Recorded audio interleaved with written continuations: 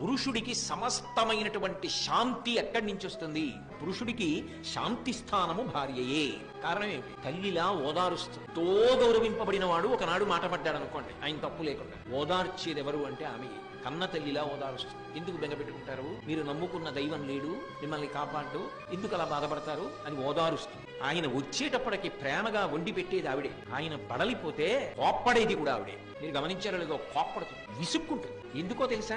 ఆమె విసుగు ఆయన పక్కన లేడని కాదు, ఆమె కోపం ఆయన ఇంటి పట్టున లేడని కాదు, ఆమె బాధ ఏమిటంటే ఇంత బడలిపోతున్నాడే, ఎంత నీరసపడిపోతాడో ఆయన, ఎంత అలిసిపోతున్నాడు. ఆమె లేనినాడా ఇంటికి విలువే ఉందండి.